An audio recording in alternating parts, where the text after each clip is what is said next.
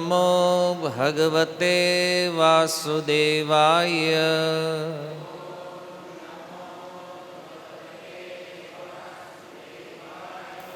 ઓમ નમો ભગવતે વાસુદેવાય.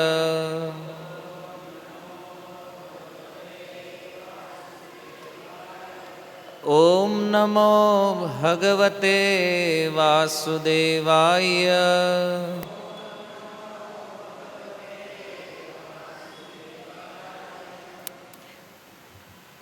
હરે કૃષ્ણ. શ્રીમદ્ ભગવદ્ ગીતા અધ્યાય 1 શ્લોક ક્રમાંક 37. યદ્યપ્યેતે ન પશ્યન્તિ લોભોપહત ચેતસઃ કુલક્ષય કૃતં દોષમ મિત્રદ્રોહે ચ પાતકમ કથમ ન ગેયમ અસ્માભિઃ પાપાદ અસ્માન નિવર્તિતુમ કુલક્ષય કૃતં દોષમ પ્રપશ્યદ્ભિર્જનાર્દન યદ્યપ્યેતે ન પશ્યન્તિ લોભોપહત ચેતસઃ કુલક્ષય કૃતં દોષમ મિત્રદ્રોહે ચ પાતકમ કથમ ન ગેયમ અસ્માભિઃ પાપાદ અસ્માન નિવર્તિતુમ કુલક્ષય કૃતં દોષમ પ્રપશ્યદ્ભિર્જનાર્દન યદ્યપ્યેતે ન પશ્યન્તિ લોભોપહત ચેતસઃ કુલક્ષય કૃતં દોષમ મિત્રદ્રોહે ચ પાતકમ કથમ ન ગેયમ અસ્માભિઃ પાપાદ અસ્માન નિવર્તિતુમ કુલક્ષય કૃતં દોષમ પ્રપશ્યદ્ભિર્જનાર્દન.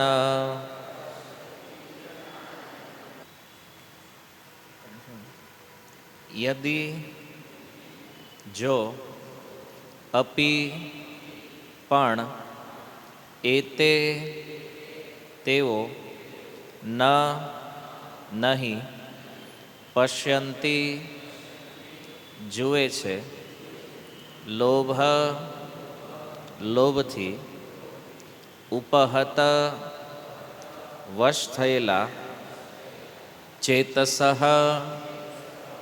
મનવાળા કુલક્ષય કુળનો નાશ કૃતમ કરવાથી દોષમ દોષ મિત્રદ્રોહે મિત્રો સાથે દ્રોહ કરવાથી ચ પણ પાતકમ પાપ કથમ કેમ ન નહીં જ્ઞેયમ જાણવું જોઈએ અસ્માભિઃ અમારા વડે પાપાત પાપોમાંથી અસ્માત આ નિવર્તિતુમ અટકાવવા માટે કુલક્ષય કુળનો નાશ કૃતમ કરવાથી દોષમ અપરાધ પ્રપશ્યદ્ભિ જોઈ શકે તેવા લોકો દ્વારા જનાર્દન હે કૃષ્ણ. અનુવાદ: હે જનાર્દન, લોભને વશ થયેલા મનવાળા આ લોકો જોકે પોતાના પરિવારને હણવામાં કે મિત્રો સાથે લડવામાં કોઈ દોષ જોતા નથી, પણ કુળનો નાશ કરવામાં અપરાધ જોનારા આપણે આવા પાપ કર્મ કરવામાં શા માટે પ્રવૃત્ત થવું જોઈએ? ભાવાર્થ: ક્ષત્રિયને જ્યારે પ્રતિસ્પર્ધી પક્ષ તરફથી યુદ્ધ અથવા દ્યુત રમવા માટે આમંત્રણ મળે છે, ત્યારે તેની પાસેથી નન્નો ભણવાની આશા રખાતી નથી. કર્તવ્યની આવી અનિવાર્યતા હેઠળ અર્જુન લડવાનો ઇનકાર કરી શકે એમ નહોતા, કારણ કે દુર્યોધનના પક્ષે તેને પડકાર ફેંક્યો હતો. આ બાબતમાં અર્જુને વિચાર્યું કે સામો પક્ષ આવા પડકારના પરિણામોથી અજાણ હોય તેમ બની શકે, પરંતુ અર્જુન અનિષ્ટ પરિણામોને જોઈ શકતા હતા, તેથી આવા પડકારને સ્વીકારી શકતા ન હતા. કર્તવ્ય ત્યારે જ બંધનકારક હોય છે જ્યારે પરિણામ શુભ હોય, પરંતુ પરિણામ જ્યારે વિપરીત હોય ત્યારે તે માટે કોઈને પણ બંધન લાદી શકાય નહીં. આ રીતે ઉચિત અનુચિતનો વિચાર કરીને અર્જુને યુદ્ધ નહીં કરવાનો નિર્ણય કર્યો. શીલ પ્રભુપાદ કી. સ્વાગતમ ઉપસ્થિત સર્વ વૈષ્ણવજન શ્રોતાગણ.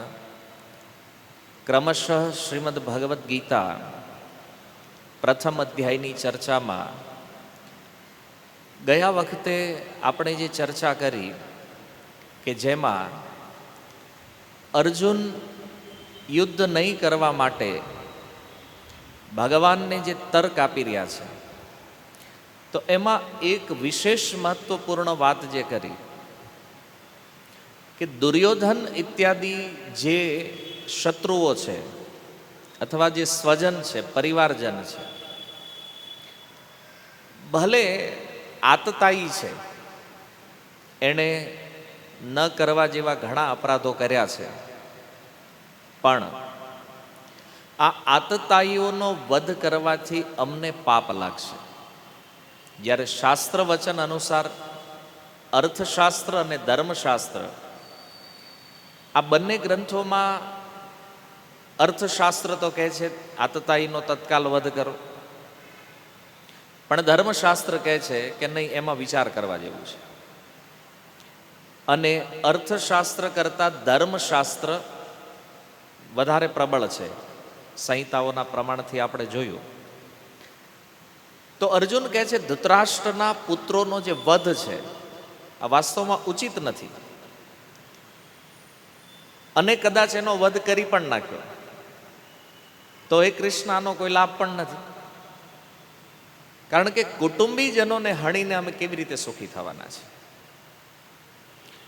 તો અર્જુનનો આ તર્ક સાંભળીને માની લો ભગવાન અર્જુનને કે ભાઈ તારે એને નથી મારવા, કારણ કે તું ભક્ત છો, તારી અંદર કરુણા છે, તું એને મારવા નથી માગતો, પણ ઈ તને મારવા માટે તૈયાર ઊભા છે, એનું શું કરવું? તારે નથી લડવું, પણ ઈ સામે રેડી છે, આનું શું કરશું? તો એનો ઉત્તર આપતા અર્જુન આજના આ બે શ્લોકો જે છે એમાં કહે છે કે પ્રભુ દુર્યોધન ઇત્યાદિ જે લોકો સામે ઊભા છે એ એટલા માટે શસ્ત્ર નથી છોડી રહ્યા કારણ કે એને જ્ઞાન નથી. યદ્યપ્યેતે ન પશ્યંતિ લોભોપ હત ચેતસઃ ન પશ્યંતિ, એને નથી દેખાતું. શું નથી દેખાતું? કે યુદ્ધ થવાથી જે અનિષ્ટ ઉત્પન્ન થવાનું છે આ દુર્યોધનને અથવા એના સહયોગી જે પક્ષ છે એને દેખાતું નથી. અર્જુન કહે છે શું કામ નથી દેખાતું એને? એક પ્રશ્ન થાય ને. અર્જુને કીધું ન પશ્યંતિ, દુર્યોધનને આ નથી દેખાતું. ભગવાન કે તને દેખાણું, દુર્યોધનને નથી દેખાતું. કારણ શું છે? તો એનો ઉત્તર આપ્યો છે લોભ. લોભના કારણે દુર્યોધનને ખબર નથી કે આ યુદ્ધમાં બે અનિષ્ટ છે. અને બે અનિષ્ટ કયા છે? તો એણે કીધું કુલક્ષય કૃતમ દોષમ. આ યુદ્ધ કરવાના બે દોષ છે. એમાં પહેલો છે કુલક્ષય, કુળનો વિનાશ થઈ જાય. અને બીજું મિત્ર દ્રોહે, મિત્રનો દ્રોહ. અને આ બે વસ્તુથી શું થાય છે? પાતકમ, આનાથી પાપ લાગે છે. કુળનો નાશ કરવાથી પણ પાપ લાગે અને મિત્રનો દ્રોહ કરવાથી પણ પાપ લાગે છે. તો અર્જુન કે આ હું કામ કરવું જોઈએ આપણે?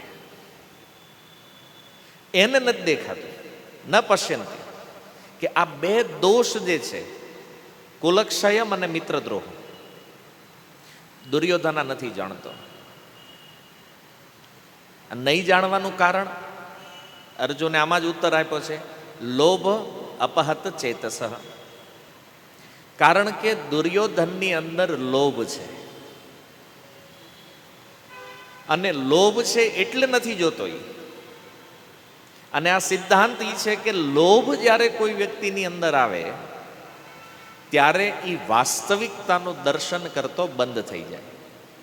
અથવા એ કર્મમાં ઉત્પન્ન થવા વાળો જે દોષ છે, એ કર્મથી ઉત્પન્ન થવા વાળું જે પાપ છે, આ લોભી વ્યક્તિને ક્યારેય દેખાય નહીં.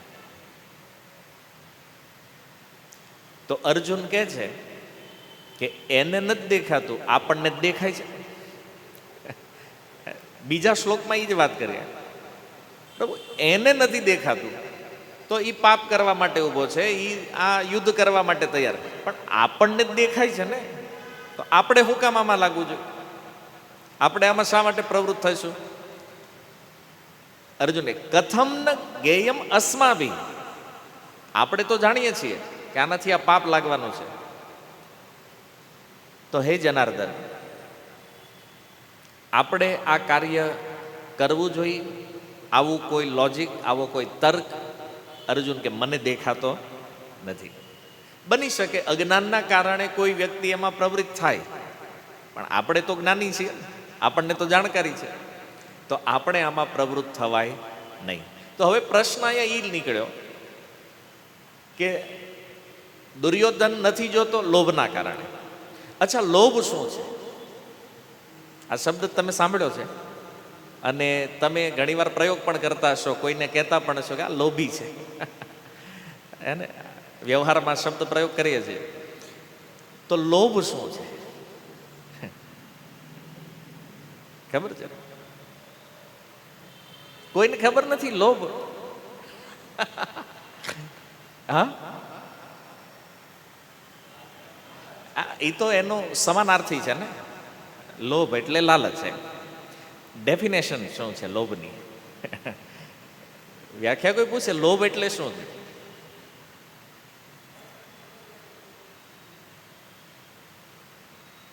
ઓકે, હું જ કહી દઉં છું.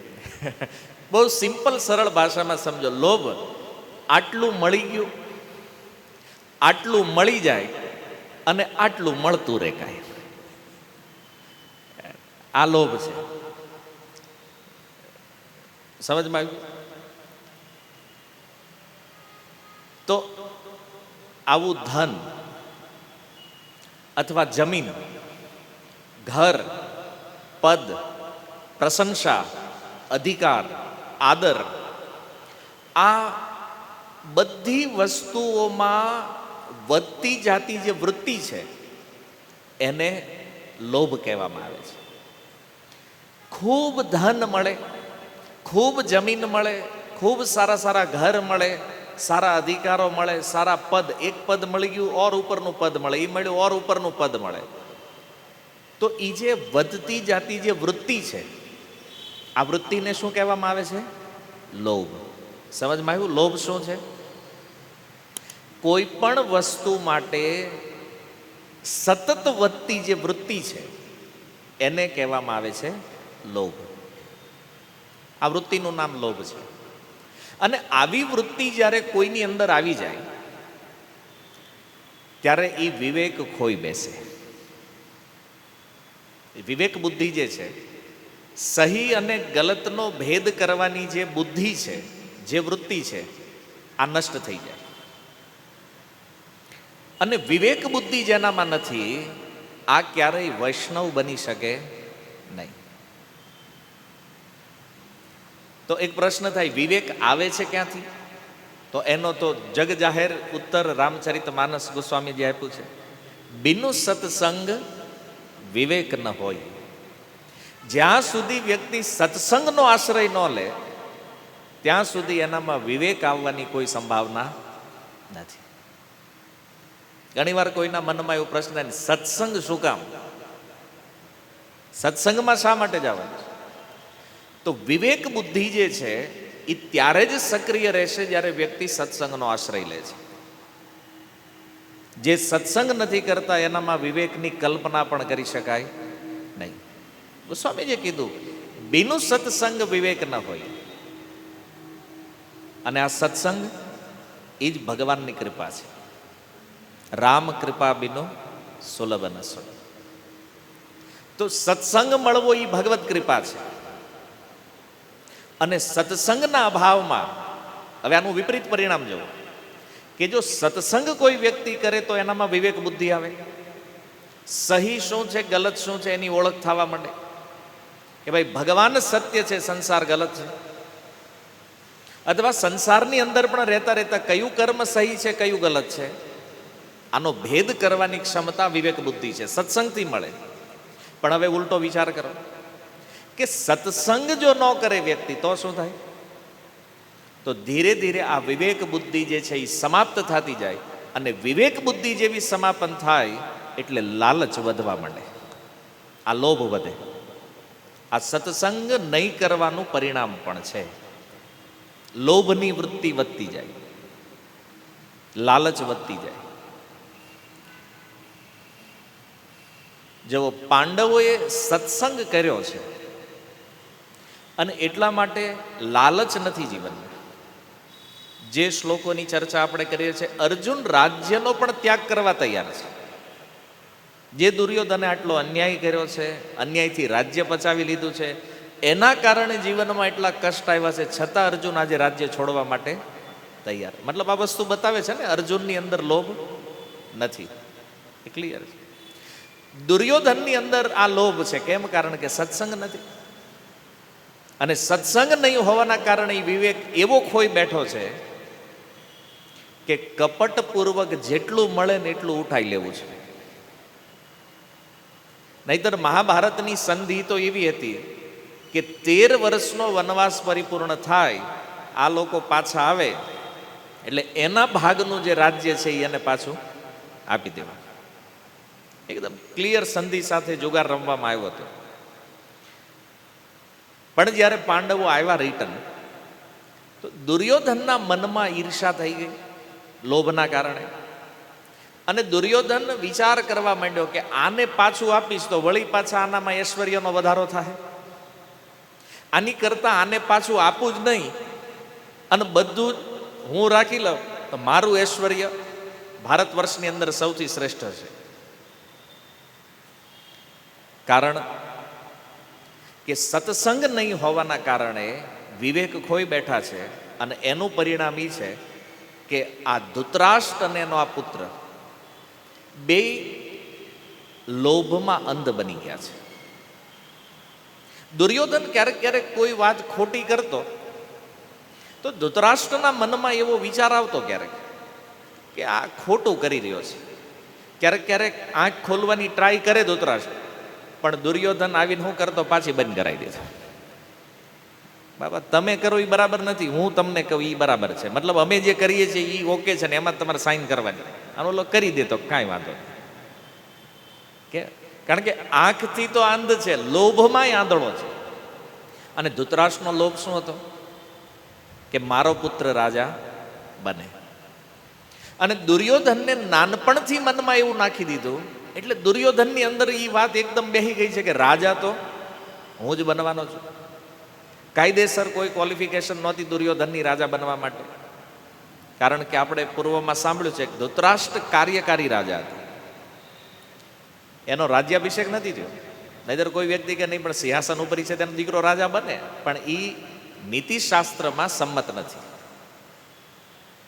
તો લોભની અંદર આ બે બાપ દીકરો આંધળા, વિવેકથી રહિત, અને આવા અંધ લોકો જે છે, આ જ્યારે કોઈને લીડ કરતા હોય ને ત્યારે શું થાય છે, એ આંધળો તો કૂવામાં પડે ને એની વાહે વાહે બીજા નહીં પાડે.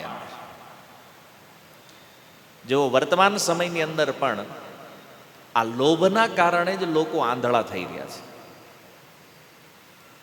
સમાજમાં આવા આંધળા લોકોની કમી નથી. કેમ? પાપ ન કરવું જોઈએ. કોણ નથી જાણતું? અહીંયા બહાર નીકળો અને કોઈને પણ પૂછો કે ભાઈ પાપ કરાય કે ન કરાય,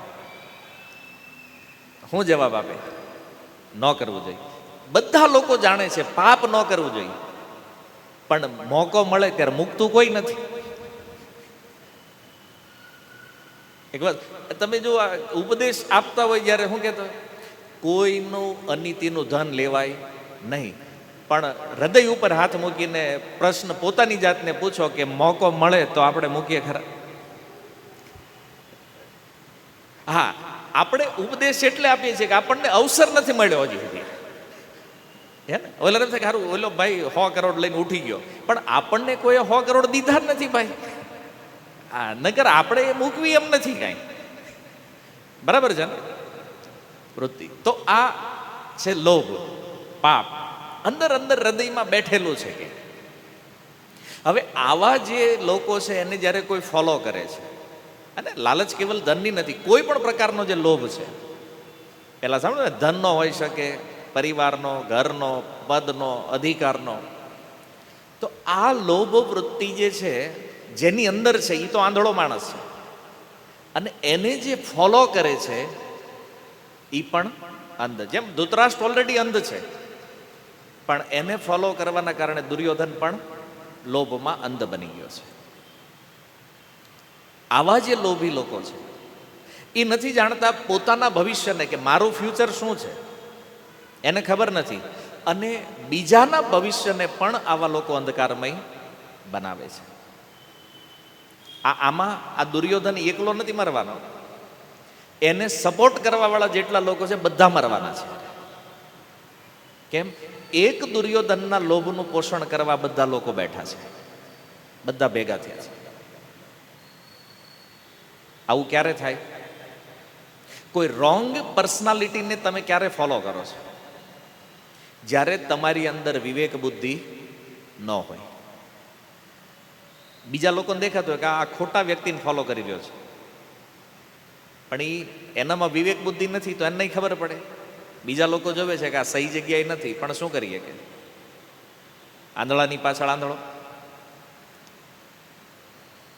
તો આ લોભ એટલો છે દુર્યોધનમાં કે પોતાના જ પરિવારને મારીને પણ રાજ્ય જો મળે તો એ રાજ્ય લેવાનું થાય છે. ભલે આમાં કુળનો વિનાશ થઈ જાય, ભાઈઓ મરી જાય, સગા સંબંધી મરી જાય, કાંઈ નહીં, પણ હું રાજા બનવો જોઈએ. કારણ કે આ સેના જેને ભેગી કરીને લાવ્યો છે એમાં છે કોણ? આ તો સગા સંબંધીઓ છે, આ તો મિત્રો છે, એની જ સેના ઊભી છે ને સામસામી પક્ષમાં બે. તો આ બધા મરે એનો વાંધો નથી, પણ મને રાજ્ય મળવું જોઈએ.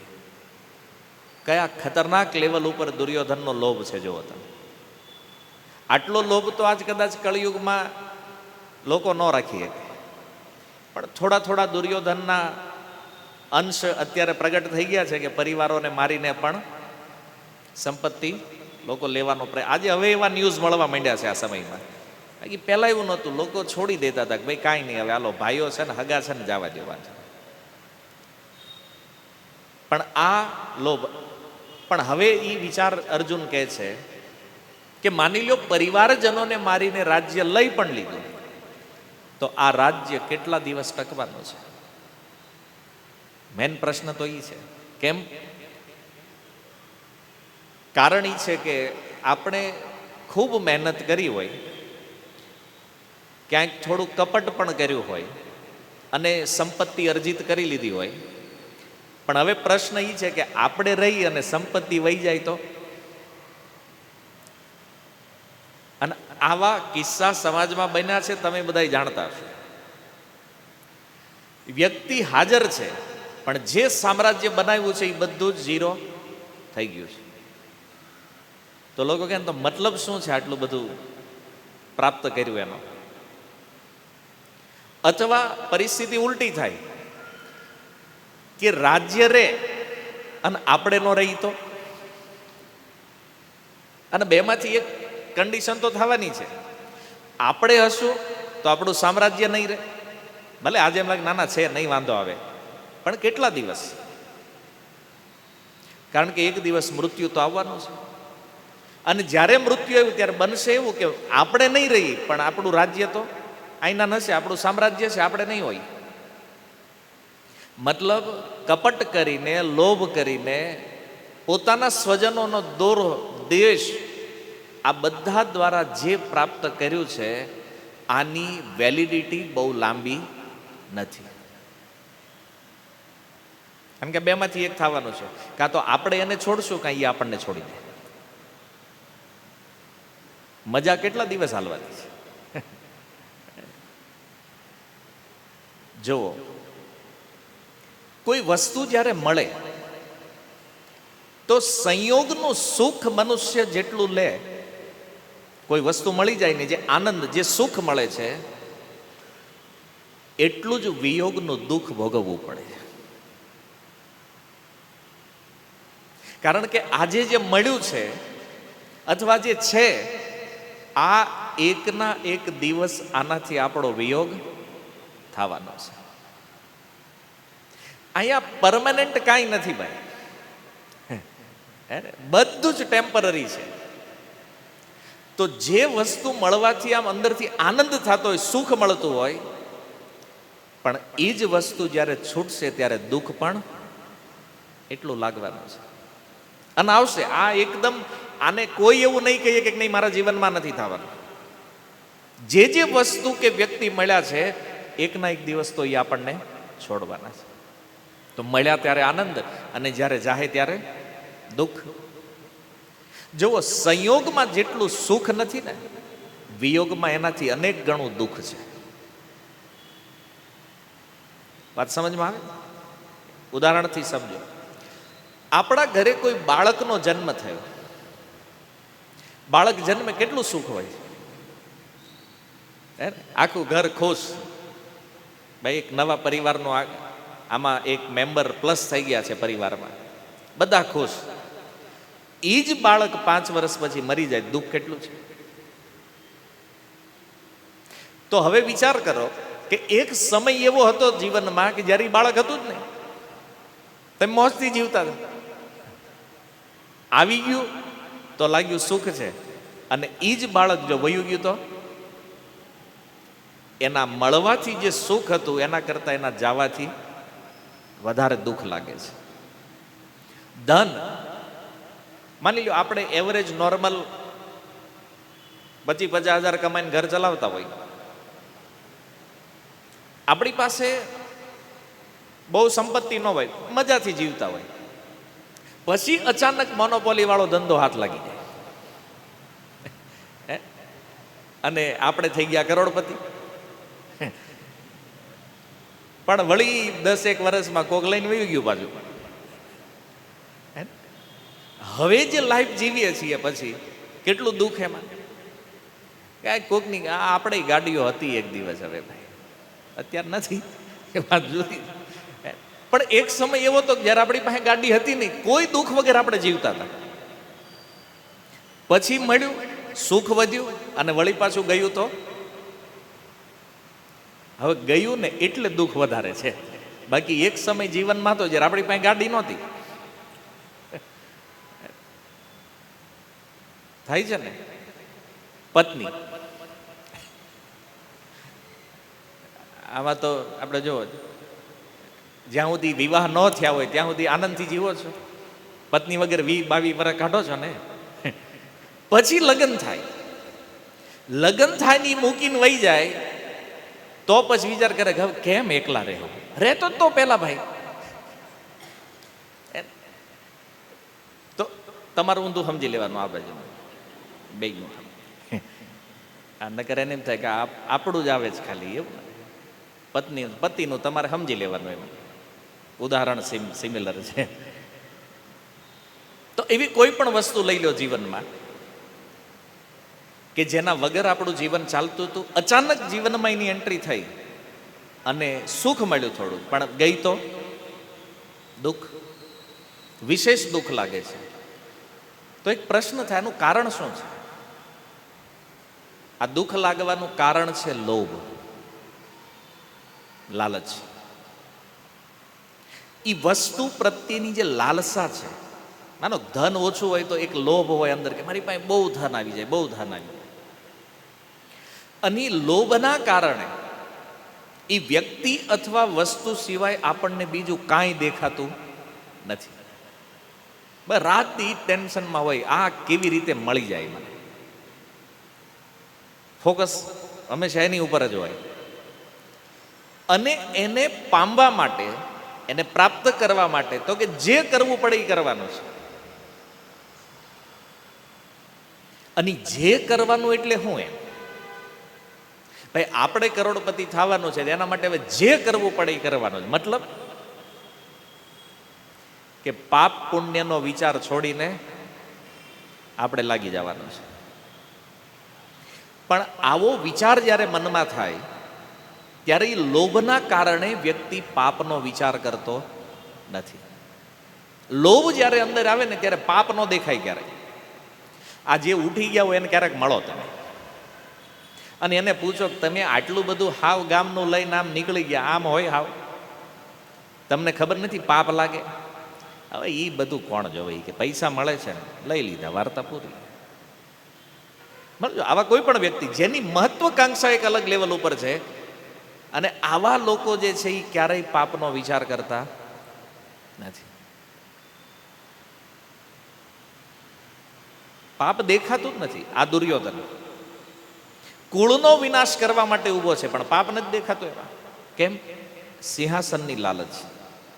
ભલે જેટલાને મારવા પડે ને જેટલાને મરવું પડે, બાકી આપણને સિંહાસન મળવું.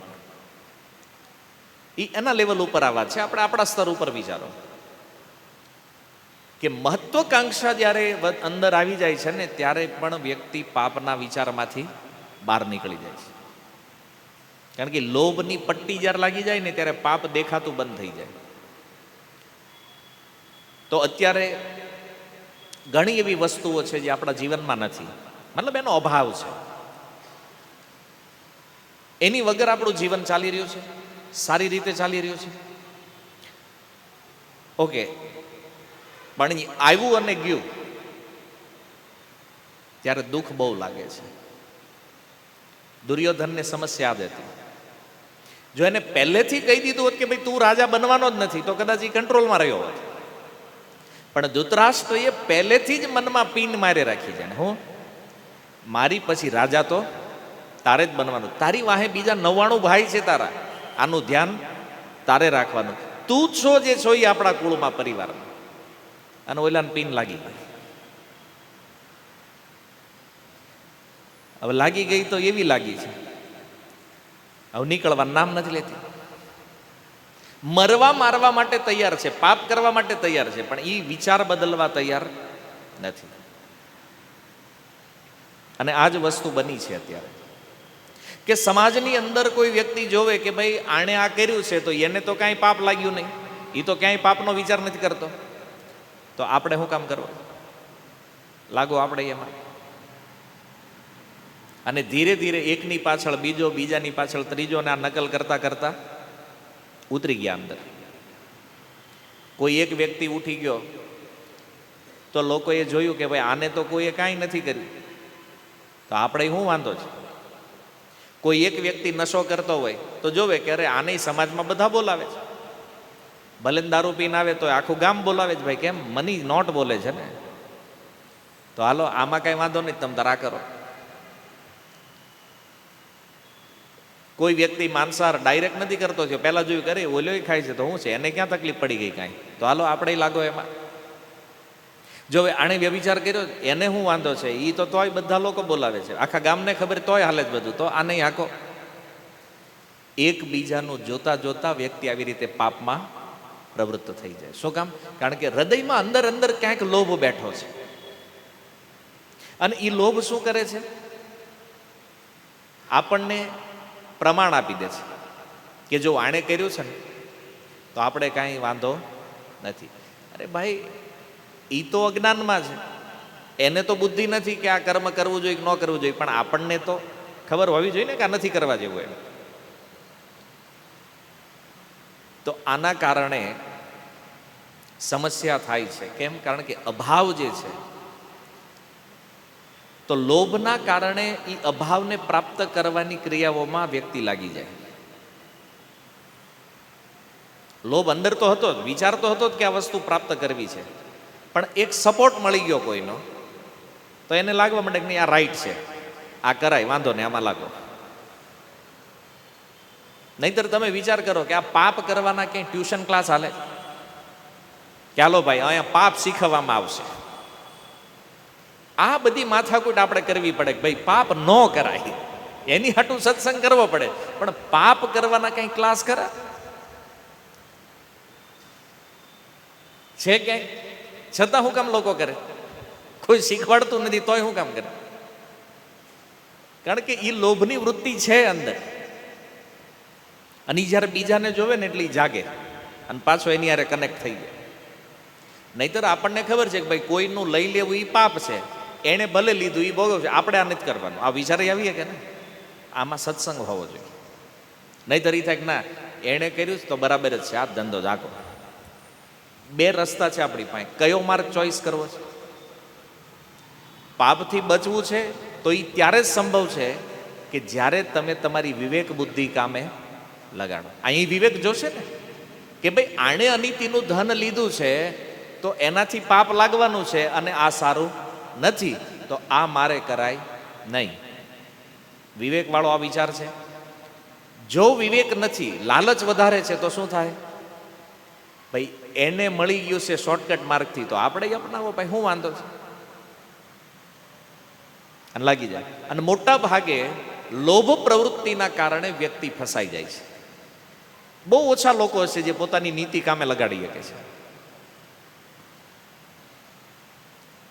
આ વિવેકનો પ્રભાવ છે, જે આપણે પોતાની સુરક્ષા કરી શકીએ, જે અર્જુન કરી રહ્યા છે.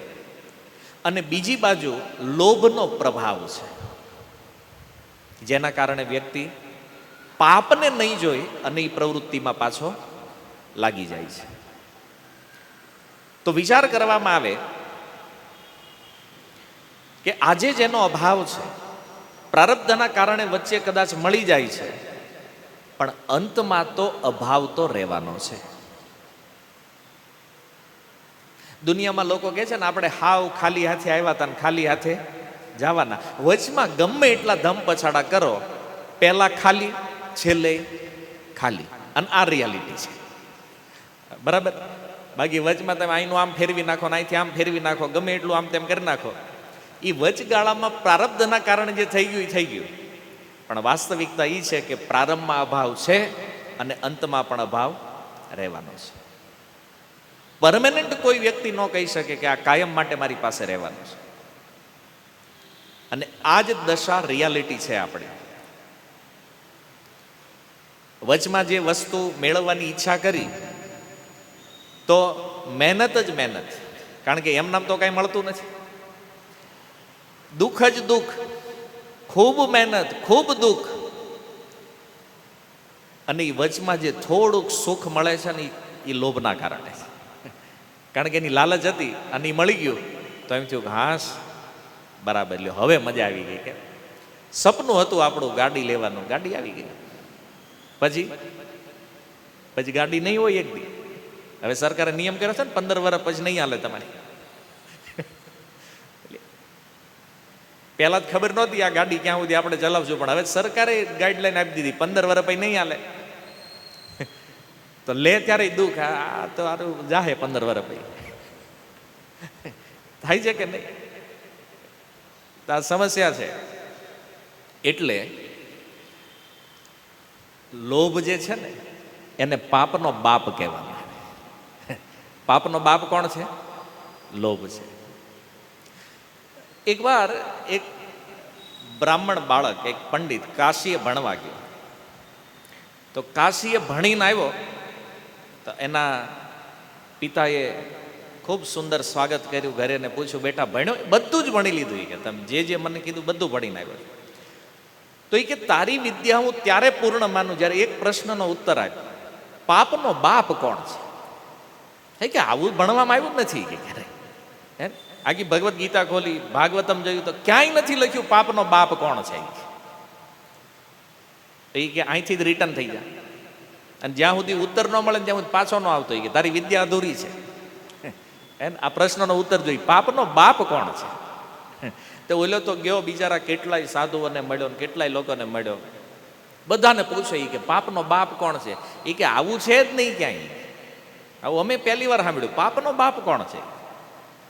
ફરતા ફરતા એક ગામની અંદર આવ્યો, જોયું એક સુંદર ઘર છે. સુંદર ઘરમાં એક સુંદર સ્ત્રી છે. બ્રાહ્મણ આવ્યા છે તો આ સ્ત્રી આવી અને એને થયું ભાઈ ચાલતા ચાલતા આવ્યા છે, થાક્યા છે, પાણી આપ્યું, પાણી પીધું. એ બ્રાહ્મણે પૂછ્યું, ઘર કોનું છે? બોલે આ ઘર આ ગામની એક વેશ્યાનું છે.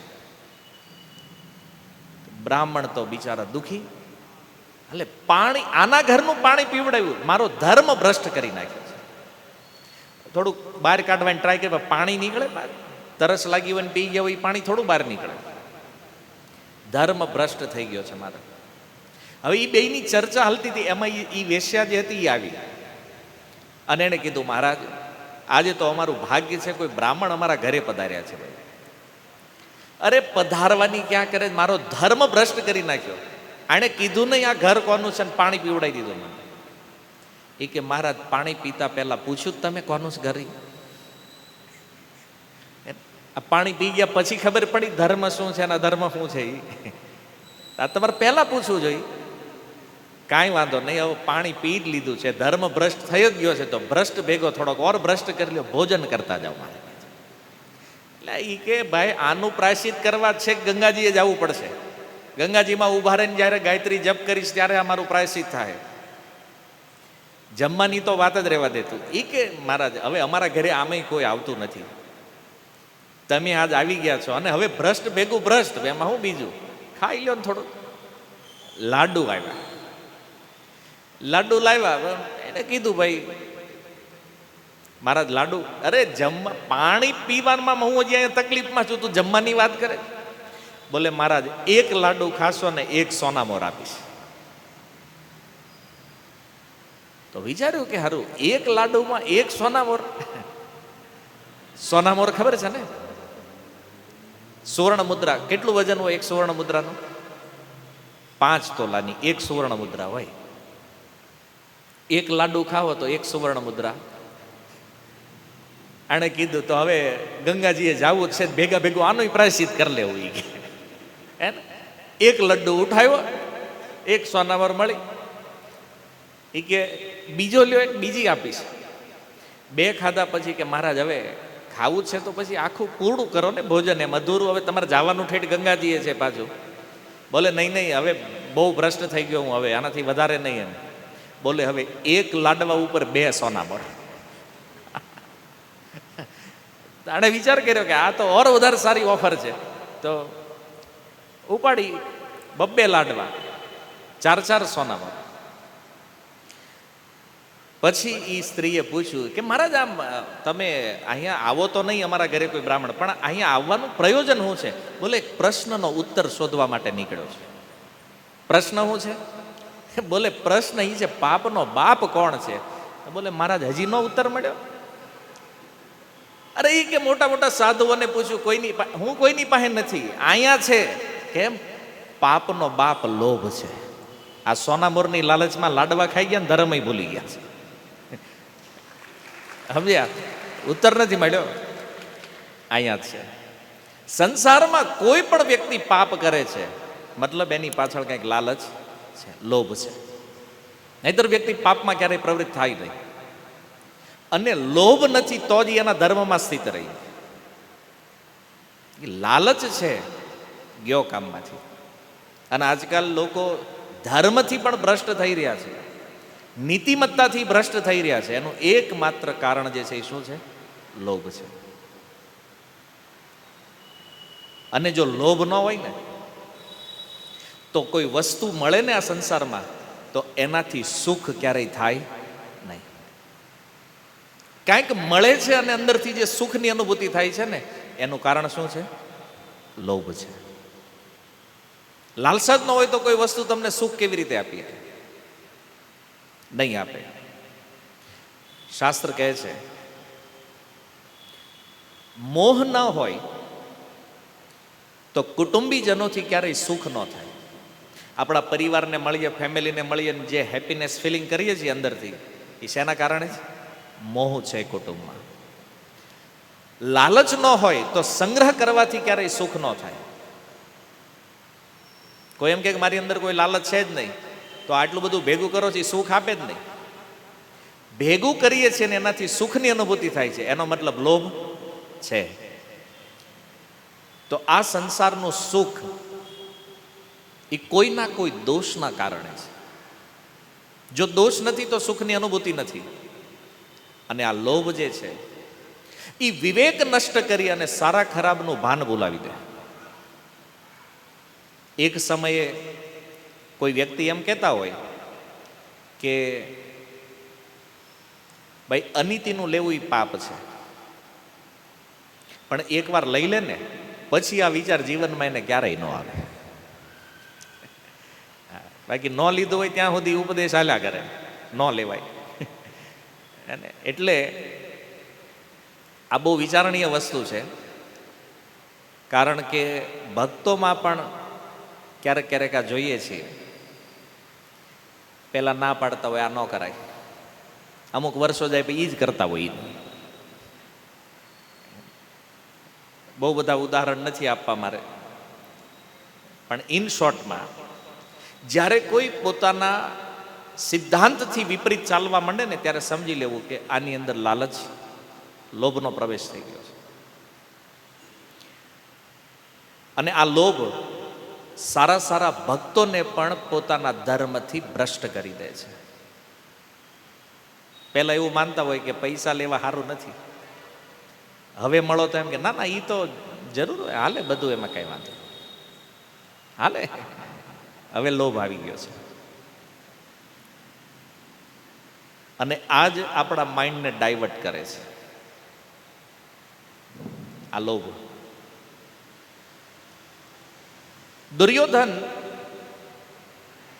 એને કુળનો વિનાશ અને મિત્રદ્રોહનું પાપ એને નથી દેખાતું, કારણ લોભ એના મનમાં ઘર કરી ગયો છે. વિચાર કરો, એ લોભની વૃત્તિ કેટલી પ્રબળ છે કે બાળપણથી લઈને આજ કુરુક્ષેત્રના યુદ્ધ મેદાન સુધી એનો એક જ વિચાર છે, હસ્તિનાપુરનું સિંહાસન. એક જ લક્ષ્ય, આ યુદ્ધમાં મારા પરિવારનો નાશ થશે, મારા મિત્રોનો નાશ થશે. દુર્યોધન કે બધા ભલે મરી જાય પણ તોય મારે રાજા બનવાનું છે. અચ્છા, હવે અર્જુનને જુઓ, આનીથી વિપરીત સ્થિતિમાં અર્જુન એ વિચાર કરે છે કે આ મિત્ર અને કુળ માટે આ રાજ્યનો ત્યાગ કરવો પડે તો પણ હું કરવા તૈયાર છું. પણ અર્જુનના વિચારમાં થોડો ડિફરન્ટ છે. અહીંયા એક બહુ સૂક્ષ્મ વિચાર છે અર્જુનની અંદર, એક દોષ છે જે અર્જુનને પણ દેખાતો નથી. અર્જુનને દેખાણું શું કે દુર્યોધન જે છે એને પાપનો દોષ દેખાતો નથી, તો એને ભગવાનને તર્ક આપ્યો, એને નથી દેખાતો, પણ આપણને તો ખબર છે ને કે આનાથી પાપ લાગે, તો આપણે આ ધંધો કરવાનો થતો નથી. અચ્છા, ભગવાન કે શું કામ નથી કરવું? બોલે કુળનો દ્રોહ કરવાથી શું પાપ લાગે? અર્જુન કે હું જાણું છું. અને મિત્રના દ્રોહથી શું પાપ લાગે? અર્જુન કે એ પણ હું જાણું છું. આ બંને પાપને અમે જાણીએ છીએ. અચ્છા, મિત્રનો દ્રોહ શું છે? મિત્રદ્રોહ, મિત્રદ્રોહ ઘણા બધા શાસ્ત્રોમાં વર્ણિત છે. મુખ્ય 5 છે. કોઈ મિત્ર હોય એની નિંદા કરવી. ઘણાની આદત હોય ને, મિત્ર હારે હોય ત્યારે વાંધો નહીં, પણ વયો જાય એટલે માહિતી ચાલુ કરે. તો મિત્રની નિંદા એ પણ પાપ છે. દુર્યોધને કર્યું છે. થોડું મહાભારત ઉપર નજર કરશો તો બધા પ્રસંગો દેખાય. ક્રોધ, મિત્ર ઉપર ક્રોધ કરવો એ પણ પાપ છે. પોતાનો સ્વાર્થ સિદ્ધ કરવા માટે કોઈને મિત્ર બનાવીને એની હારે પ્રેમ કરવો એમાં પણ પાપ છે. અને કોઈ મિત્ર સાથે વિશ્વાસઘાત કરવો એ પણ પાપ છે. મિત્રનું અપમાન કરવું એ પણ પાપ છે. આ બધા પાપ છે શાસ્ત્રોમાં. મિત્ર દ્રોહ અર્જુન જેને કહી રહ્યા છે. તો અર્જુન કે આપણે આ કરવાનું થતું, કારણ કે બેય સેનામાં મારા મિત્રો છે. અર્જુન વિચારે છે તો મારા રાજ્યના સ્વાર્થ માટે હું મારા મિત્રોને શું કામ મારું ભાઈ? અર્જુન કે એટલે આ પાપ નથી કરવું. પણ ભગવાન કે તારે નથી કરવું, ઈ તો વિચારતા જ નથી સામેવાળા. તું ક્યારનો મંડાણો છો પાપ નથી કરવું, પાપ નથી? એને જ પૂછ સામેવાળાને. દુર્યોધનને કે ભાઈ તને આમાં કઈ પાપ બાપ દેખાય છે? ભલે આપણે કાંઈ નથી, આપણને સિંહાસન દેખાય છે એ લેવાનું. ભગવાન કે એ પાપનો વિચાર નથી કરતા. ત્યારે અર્જુન કહે છે કે જો ઈ પાપનો વિચાર ન કરતા હોય અને એ મિત્ર દુઃખ પણ આપે અમને, તો એ દુઃખ પણ અમારા માટે સારું છે. જો અર્જુનની વિચારધારા શું છે? મિત્ર છે ને મારા, મારી સામેની સેનામાં ઊભા છે, મને જ દુઃખ આપવા ઊભા છે. અર્જુન કહે છે એ અમને સ્વીકારીએ, સારું છે. શું કામ? કારણ કે એ મિત્રો જો મને દુઃખ આપશે ને તો મારા પાપ કર્મ નષ્ટ થાય, મારું પાપ કપાશે, અમારું શુદ્ધિકરણ થશે, અમે પ્યોર થશું. આ સંસારમાં કોઈ દુઃખ આપે છે ને આપણને, એનો અર્થ શું છે? કે એ આપણા કર્મો, જે ખરાબ કર્મ છે એનો નાશ કરીને આપણને શુદ્ધિકરણ બાજુ આગળ લઈ જઈ છે. તો અર્જુન કે અમારા માટે તો સારું છે ને. કદાચ એ અમને કષ્ટ પણ આપે, દુર્યોધન અમને દુઃખી કરે, તો અમારા ખરાબ કર્મો કપાય. રિયાલિટી તો એ છે કે અર્જુનનું કોઈ કર્મ ખરાબ છે? જેનો રથ ભગવાન ચલાવે છે એનું કયું કર્મ ખરાબ હોય? પણ છતાં એની અંદર જે કરુણા છે એટલે અર્જુન વિચાર કરે છે કે એ દુઃખ આપે ને તો સહન કરવા અમે તૈયાર છીએ. કેમ? કારણ કે આમાંય અમારો ફાયદો છે, અમારા જ કર્મો નષ્ટ થવાના છે. પણ જો આ મિત્રો પ્રત્યે અમારા મનમાં વેરભાવ રહી ગયો તો શું થાય? અમારા મૃત્યુ પછી પણ આ વેરભાવ નષ્ટ થાય નહીં. અને જો આ હકીકત છે, આપણે ભલે સંસારમાં બહુ કોઈની હારે ઘડીકમાં વેર બનાવી લઈએ, આમ પહેલા હારે રહેતા હોય પછી તો આમ મોઢા ન જોતા હોય, કારણ કે વેર ઘડીકમાં થઈ જાય. શું કામ ભાઈ? આ વેર ભક્તિ તો નહીં થવા દે, પહેલી વાત તો એ છે. બીજું કે આ જન્મ બદલ્યા પછી પણ વેર બદલાતું જોઈ લ્યો. અંબાનો પ્રસંગ મહાભારત. પિતામહ ભીષ્મારે વેર બાંધ્યું, પૂરું કરવા બીજા જન્મમાં તે વેર બુદ્ધિ તો એની રહી, શરીર બદલી ગયું, અંબા શિખંડી બની છે, પણ વેર વૃત્તિ તો એની રહી છે. અર્જુન કહે છે કે વેર ભાવ જો રહી ગયો આ મિત્રો પ્રત્યે, સ્વજનો પ્રત્યે, તો શું થાય? મૃત્યુ પછી પણ આ વેર જાતું નથી. અને અનેક જન્મ લેવા પડશે અમારે આ વેર ભાવને સમાપન કરવા માટે. અને એ બધા જન્મોમાં અમારું પતન જ પતન થવાનું છે. કેટલી અદ્ભુત વાત અર્જુને કરી છે. આ વેર ભાવ અનેક જન્મોનું કારણ બનવાનું છે. જ્યાં સુધી નહીં પૂરું કરો ને ત્યાં સુધી જન્મ ઉપર જન્મ થયા કરશે. આવા પતનનો માર્ગ શું કામ પસંદ કરવો જોઈએ? એની કરતા બેટર છે કે ઈવડાઈ ભલ મારે. અર્જુને આ કીધું તો આવો અનર્થ અને મિત્રદ્રોહ કરાવે આવા યુદ્ધનો તો મારે વિચારય ન કરવો જોઈએ, અર્જુન કહે છે. આપણે બચવું જોઈએ આ પાપથી. હવે એને તો બિચારાને અજ્ઞાન છે, બુદ્ધિ નથી, તો એ ભલે લડે. આપણે તો સમજદાર છીએ, જાણકાર છીએ. હવે મૂળ વાત એ છે કે અહીંયા અર્જુન જે છે એ દુર્યોધનના લોભના કારણે એના પાપને જોવે છે, પણ મોહના કારણે કુટુંબ રૂપી આસક્તિ જે એની અંદર આવી ગઈ છે અને એના કારણે પોતાના કર્તવ્યને અર્જુન નથી જોઈ શકતા. વાત સમજાય? દુર્યોધનમાં દોષ છે એ અર્જુનને દેખાણો, પણ પોતાની અંદર એક દોષ ઘર કરી ગયો છે એ અર્જુનને દેખાતું નથી. કારણ કે નિયમ એ છે કે જ્યાં સુધી બીજા ઉપર દોષ દ્રષ્ટિ રહે ત્યાં સુધી પોતાના દોષ કોઈ દી દેખાય નહીં. સામેવાળામાં દોષ જોવાની જ્યાં સુધી પ્રવૃત્તિ છે ને, ના ના આ આવો છે ને આ આમ કરે છે ને ઓલો આમ કરે છે ને, ત્યાં સુધી એ નહીં ખબર પડે કે આપણે શું કરીએ છીએ. હે કવિ દલપતરામ કહે છે, અન્યના તો એક વાંકા આપના 18 છે. બીજામાં એક એક દોષ દેખાય છે, પણ આપણામાં 18 ઘર કરી ગયા છે ભાઈ. પણ પોતાના દોષ જે છે ને એ પીઠ જેવા છે. અરે આપણી પીઠ આપણને દેખાય જ નહીં, કોઈ બીજાને દેખાય, બધાને આપણને ન દેખાય. એમ દોષ આપણો જે છે એ આપણને ક્યારેય દેખાતો કેમ? દ્રષ્ટિ બીજાના દોષ ઉપર છે. અને આ વાત જો કોઈ સમજી જાય કે દર્શન પોતાના દોષનું કરવાનું છે તો ભક્તિમાં પાર થવામાં બહુ વાર નથી. પણ ભક્તોમાં આપણે એ જ જોઈએ છીએ કે અન્યના દોષ ગાવા માટે તો 5 મુખ થઈ જાય છે, પણ પોતાના દોષ કોઈ એક પણ કહી દે ને પ્રભુજી તમારું થોડું કામ છે તો અંદરથી તો હલી જાય માણે, મને કેમ આમ કહી દે.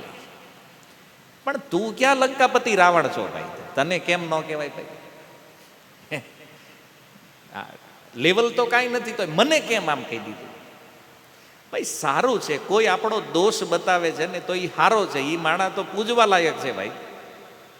નહીતર વખાણ કરવા વાળા ઘણા લોકો મળે, બાકી આપણો દોષ આપણને કોણ બતાવે? અને કોઈ કૃપા કરીને બતાવી રહ્યો છે તો એ તમારી ઉપર ઉપકાર કરી રહ્યો છે ભાઈ, એ આપણને શત્રુ લાગે. આજે કયો આજના જમાનામાં બહુ મીઠું મીઠું બોલવાની જે પદ્ધતિઓ હાલી છે, આમાં કોઈ આપણા દોષ કે ખરા નથી કહેતો. આવા સમાજની અંદર કોઈ વ્યક્તિ આપણને આપણો દોષ બતાવી રહ્યો છે તો એ ઉપકાર કરે છે આપણી ઉપર. ડોક્ટર બીમારી બતાવે તો ઉપકાર કરે છે, હા બીમારી છે અંદર અને સુધારો, એ આપણને દુશ્મન લાગે છે, શત્રુ લાગે છે. અને ભક્તો જ્યાં અટવાય છે ને ભક્તિમાં, એ અહીંયા જ અટવાય છે. એકવાર એ ઘર કરી જાય ને હું બરાબર છું, હું સારો છું અને આ બધા બરાબર નથી. અર્જુનને આ જ સ્થિતિ છે અત્યારે કે આપણે બરાબર છીએ, આપણને તો ખબર છે ને પાપ છે, ઓલાને નથી ખબર. ભાઈ ભગવાન મનમાં હશે છે કે વાહ બેટા સામેવાળાના ખૂબ દોષ દેખાય, પણ તારી અંદર જે ઘૂસી ગયું એને જ ખબર પડતી તને. ભગવાન એટલે કઈ બોલતા નથી. જોવે કે આ હું એક્સપ્લેનેશન શું ચાલે છે અર્જુનનું જોઈ રહ્યા છે. તો આ અવસ્થામાં એ નથી દેખાતું જે દોષ એનામાં છે. હવે એક વસ્તુ સમજો કે સામેવાળામાં જે દોષ છે બની કે એ આપણામાં ન હોય. સામેવાળા ભક્તમાં જે દોષ છે એ આપણામાં નથી, પણ આપણામાં બીજો તો છે ને. એનામ જે છે એ નથી, પણ બીજો તો હોય કે નહીં? નહીં, પણ આપણે ઓલાનું જ પગ નહીં, એનામાં ઈ છે, બસ એને જ સુધારવાનું છે. તારે શું કરવાનું? તારે ખાલી પંચાયત કરવાની છે નથી, આને જ જોતા. અને આ સમસ્યાના કારણે જ લોકો લડે છે, ઝઘડાઓ કરે છે. ભલે ભક્ત હોય તોય પછી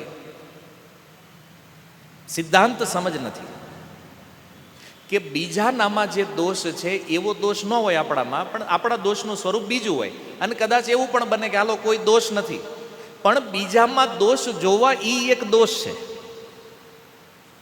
શાસ્ત્ર તો આ વાત કરે છે, બીજામાં કોઈ દોષ દેખાય છે, બીજામાં દોષ જોવું એ પણ શું છે? એક દોષ છે. તો એકવાર એક ગુરુ ચેલા ગોરખનાથ અને મત્સ્યેન્દ્રનાથ બે જઈ રહ્યા હતા. મત્સ્યેન્દ્રનાથ ગુરુ છે અને ગોરખનાથ એના શિષ્ય છે. તો મત્સ્યેન્દ્રનાથે ગોરખનાથના માથા ઉપર ટપલી મારી. તો ગોરખનાથ હસવા માંડ્યા. એણે કીધું, ગુરુજી, તમે જે આમાં ગોતો છો ને એ આમાં છે નહીં. ત્યારે મત્સ્યેન્દ્રનાથ કહે છે કે તું એમ માને છો ને કે આમાં એ નથી, એનો જ મતલબ એ છે કે આમાં એ છે. છે ને ભાઈ, ગુરુ ચેલાની વાત છે ભાઈ, તો એના સ્તર ઉપર એ સમજી જાય. બુદ્ધિમાન શિષ્ય છે તો ગુરુની વાત એક વારમાં સમજમાં આવશે, અને નકર આખી જિંદગી ગુરુ કીધા કરે તોય નહીં સમજમાં આવે. ટપલી મારવાનો અર્થ એ છે, મત્સ્યેન્દ્રનાથે કીધું, ગોરખનાથ આમાં અહંકાર છે કે નહીં એ જોઉં છું. એટલે ગોરખનાથે કીધું ને કે જે અહંકાર તમે આમાં શોધો છો ને ગુરુજી આમાં નથી. એટલે મત્સ્યેન્દ્રનાથે કીધું કે ગોરખ, તું માને છો ને કે મારામાં અહંકાર નથી, એ એક અહંકાર જ છે. સમજાય? એમ આપણને એમ હોય કે આપણામાં કોઈ દોષ નથી, એટલે મારામાં દોષ નથી પણ બીજામાં દોષ છે, તો દોષનું દર્શન કરવું એ પણ એક દોષ છે.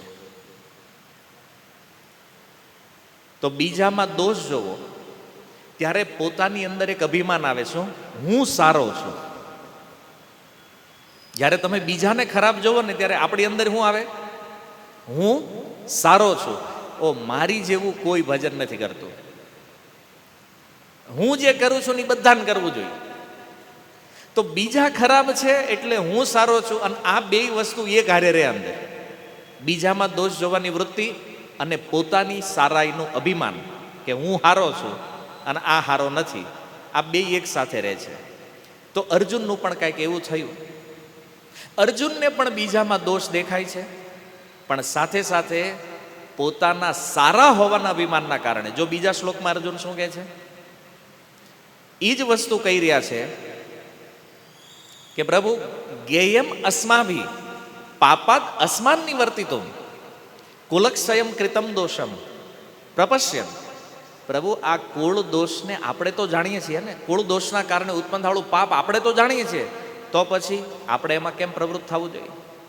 તો અર્જુનને અહીંયા સમસ્યા એ થઈ ગઈ કે પોતાના સારા હોવાના અભિમાનના કારણે એ પોતાના મોહરૂપી દોષને જોઈએ ક્યાં નહીં, કે આ મોહરૂપી દોષે મને ઘેરી લીધો છે આખો. તો અર્જુન દુર્યોધનના દોષને બતાવતા પોતાના દોષને જોવાનું ચૂકી ગયા, અને કુલક્ષયમ, કુળનો નાશ કરવા વાળા જે દોષ છે, મિત્રદ્રોહ તો આપણે જોઈ લીધા, મિત્રદ્રોહના શું પાપ છે, મિત્રદ્રોહ શું છે. તો હવે તમારા મનમાં એ પ્રશ્ન છે કે ભાઈ કુળ ક્ષય શું છે, એનું શું પાપ છે? તો કુળક્ષય કરવાથી થવાવાળા જે દોષ છે એનું વર્ણન આગળના 5 શ્લોકમાં અર્જુન કરશે. મિત્રદ્રોહ એક શ્લોકમાં કહી દીધું આમાં, પણ કુળદ્રોહના 5 શ્લોક અર્જુન કહે છે, એ આપણે નેક્સ્ટ સેશનમાં ડિસ્કશન કરીએ. હરે કૃષ્ણ.